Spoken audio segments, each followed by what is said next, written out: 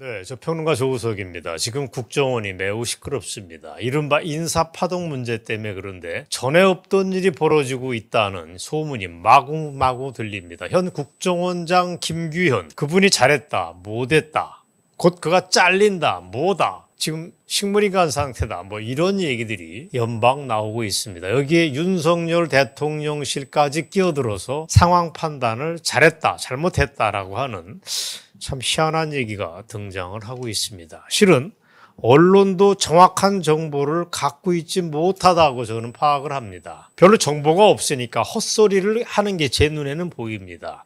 대표적인 게 조선일보 16일, 즉 지난 주말 토요일자 보도입니다. 자, 사진으로 보시겠지만 정권교체 1년 동안 국정원이 자리 싸움만 했다는 보도가 일면 머릿기사로 꽉 났습니다. 저는 이게 잘못된 정보를 가지고 헛소리를 했다고 봅니다. 전형적인 양비론이라고 하는 것도 수상합니다. 뭘 제대로 모르니까 국정원 내부에서 있을 수 있는 파벌 양쪽 사이를 모두 두들겨 패는 겁니다. 내부에 파워게임에 문제가 있다고 두루뭉술하게 진단을 하고 있는데 뭔가 핵심을 모르고 있으니까 이런 소리를 하는 겁니다. 결과적으로 독자들에게 혼란을 준다고 저는 봅니다. 자, 19일자 중앙일보 보도도 그렇습니다. 이거 보고 또 한 번 놀랐습니다. 아직까지도 상황 파악을 조중동이 못하고 있구나 하는 제 판단이 금방 들었습니다. 현 국정원장하고 이 한쪽에 있고 다른 세력들이 인사충돌을 하고 있다는 얘기를 오늘도 하고 있습니다. 자, 사진을 보시겠습니까? 자, 중앙일보 지면을 제가 사진을 찍었습니다. 현 국정원장과 다른 세력이 인사충돌을 하고 있다는 보도인데 이건 말도 안 되는 얘기입니다. 이게 말이나 되는 소리입니까?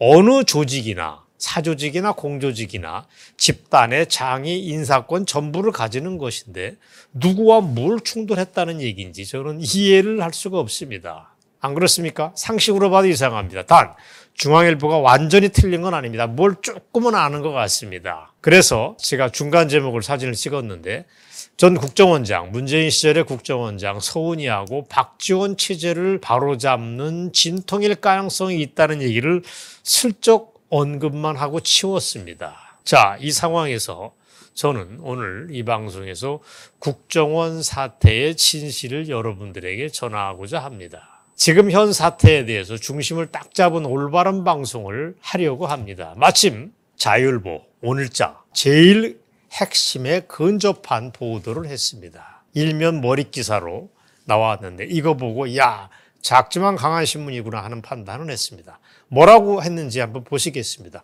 국정원 내 간첩을 잡는 강성 우파를 겨냥해서 친문 세력이 반란을 일으켰다라고 보도를 했습니다. 독자 여러분, 이게 제가 파악하고 있는 국정원의 진실하고 일치합니다. 거의 일치합니다. 친문 세력이 반란을 일으켰다. 쿠데타를 했다는 얘기입니다. 지금 현 김규현 원장 체제를 뒤엎고 음해하는 친문 세력의 장난, 쿠데타가 일어났다는 얘기인데 그게 제 판단하고 일치합니다.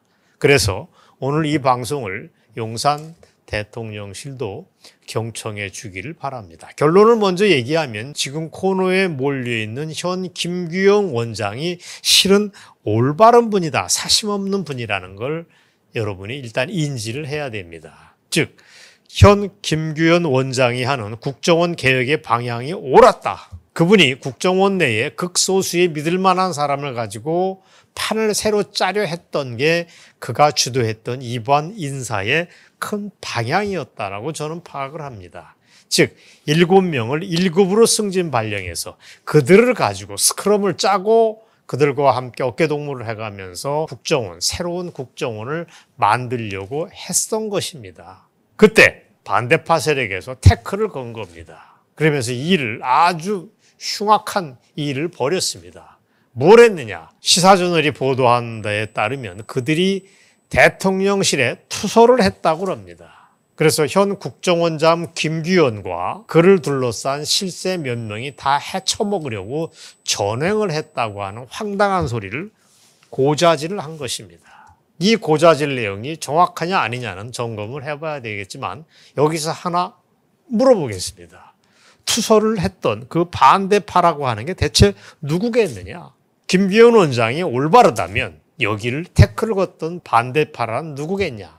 빤합니다. 문재인 정권 시절에 잘 해먹던, 그때 출세를 했던 부역자 세력, 적극적으로 얘기하면 부역자 세력이 맞습니다. 그 사람들이 절반이 있습니다. 그리고 세상 돌아가는 걸 관망을 하는, 눈알을 굴리는, 눈치를 보던 기회주의 세력이 뭉쳐가지고 김규현 체제에 불만을 품은 것입니다. 그리고 대통령 귀를 붙잡고 역정보를 흘렸다. 이게 이번 인사파동의 앞뒤 배경입니다. 자, 이렇게 일단 제 얘기를 액면 그대로 받아들이시면 이제 뭔가 파악이 되실 것입니다. 문제는 김규현의 반대 세력이 숫자가 훨씬 더 많다는 점입니다. 그 바람에 대통령실도 그쪽 말을 듣고 홀딱 빠진 겁니다. 그래서 김규현, 있을 수 없는 일이 벌어졌습니다. 김규현 원장이 했던 인사를 보류, 취소해버리는 정말 전에 없던 상황을 연출이 된 것입니다. 즉, 쿠데타가 일단 먹혔다. 정말 있을 수 없는 일이 벌어진 것입니다. 물론 신문에도 났지만 이 와중에 김규현 원장이 지난주에 윤석열 대통령을 별도로 단독 면담을 했다고 합니다. 그래서 오해를 풀었다고 하지만 여전히 상황이 정리된 건 아닙니다. 즉, 김규현 원장은 여전히 붕 떠 있습니다. 손발이 묶였다. 여안에 자기의 리더십을 발휘할 수 없는 상황으로 저는 알고 있습니다. 자, 그래서 이렇다면 일단 국정원의 세력이 어떻게 됐나를 파악을 해야 됩니다. 여러분이 상식적으로 판단을 할 겁니다. 그래도 국정원인데 애국 세력이 가득 차 있지 않겠느냐. 이들이 다만 기가 죽어 있을 뿐이고 뭐 그런 거 아니겠느냐고 판단할 수 있지만 그렇지 않습니다. 국정원은 어느 조직이도 마찬가지지만 대한민국의 축소판이라고 저는 파악하고 있습니다. 제가 확인한 내부 정보에 따르면 좌빨래지는 그들에게 묻어가려는 집단이 얼마나 될까요? 무려 50%에 이른다고 들었습니다. 얼마요? 50% 맞습니다. 그들이 바로 범친문 세력이라고 저는 파악을 합니다. 이렇게나 많습니다. 문재인 5년이 정말 우리 정보기관을 작살을 냈다고 보시면 됩니다. 그러면 나머지 40%는 기회주의 내지는 관망파 세력이라고 저는 파악을 합니다. 자, 50%가 좌빨, 친문 세력이고 40%가 기회주의 내지는 관망파라면 정말 정신을 똑바로 차리는 사람은 얼마나 될까? 불과 2% 내지 3%에 불과하다고 합니다. 다 이게 문재인 때문에 그렇습니다. 그 전에 김대중 노무현이 그 조직을 계속 흔들면서 개판을 만들어 의도적인 장난을 쳐온 결과가 이렇게 참담합니다. 놀랍게도 이게 진실입니다. 상황이 이러하니까 새 국정원장 김규현이 개혁을 하려고 자리에 앉았지만 그만큼 힘들었던 것입니다. 대한민국의 축소판, 그게 맞습니다. 이번에 1급 7명에 대한 인사가 취임 1년이 넘어서 비로소 했던 거는 그만큼 앞뒤 상황이 어렵고 앞뒤 맥락을 파악하는 데 시간이 걸렸다는 얘기입니다. 국정원을 둘러싼 앞뒤 상황을 다 파악하고 소수의 믿을 만한 사람을 찾아서 그들을 2, 3%와 함께 개혁을 시동을 걸려던 찰나에 브레이크가 걸렸다. 이게 지금 국정원 인사파동의 전말이라고 보시면 됩니다. 자, 그럼 여기 얘기가 나온 김에 다 까겠습니다. 그럼 문재인 정권 시절의 부역자 세력이 기회주의자 세력을 끌어들여서 이번에 장난을 쳤다고 그러는데 그 김규현 반대 체제의 얼굴마담은 누구냐? 이런 얘기 재밌죠. 하지만 저는 그게 재밌지는 않습니다. 할 수 없이 여러분들에게 밝힐 뿐입니다. 그 친문 세력의 얼굴마담은 누구냐? 그는 해외 부문 차장 출신의 권모 씨라고 저는 파악을 하고 있습니다. 이 사람은 나름대로 네트워크가 좋아서 지금 대통령실 안에 전 국가안보실장 김성한, 국가안보실 제1차장 김태효 이런 분들하고 인맥을 가지고 있습니다. 이런 분들에게도 잘못된 정보를 계속 주입한 결과적으로 이런 인사파동까지 일으켰던 것입니다. 아마도 그들은 이번에 인사파동을 일으킨 친문 세력이 자기가 국정원장을 하고 싶고 자기 세력을 유지하고 싶어서 그런 거라고 추정을 합니다. 그러면 권모 씨는 누구냐? 권모 씨는 누구냐? 이름까지 까발릴까요? 자, 이름을 다 밝히는 거 그렇고 이 사진을 함께 보시겠습니다. 자, 이 사진을 보시면 바로 얼마 전에 국회에 참석했던 국정원을 움직이는 5명의 실세들입니다. 맨 앞에 앉은 분이 김규현 원장이고 뒤에 왼쪽부터 쭉 앉아있는 분이 기조실장, 맨 왼쪽 기조실장을 포함해서 그 오른쪽 3사람이 나란히 국정원 1차장, 2차장, 3차장입니다. 자, 제가 얘기한 권모 씨는 이 4명 중에 1명이라고 거기까지만 말씀드리겠습니다. 나머지는 여러분이 유추해 주시길 바랍니다. 자, 그건 그렇고 이런 상황에서 대통령이 어떻게 중심을 잡을까? 이것까지 제가 말씀을 드리겠습니다. 어떻게 보면 무지하게 복잡하고 어떻게 보면 간단합니다. 지금 제가 파악하고 있기에는 내부 감찰이 들어간 거로 알고 있습니다. 그래서 제대로 된 상황 파악을 이미 진행 중인 거로 알고 있으니까 저는 그거에 의지해서 대통령실이 판단할 거라고 믿습니다.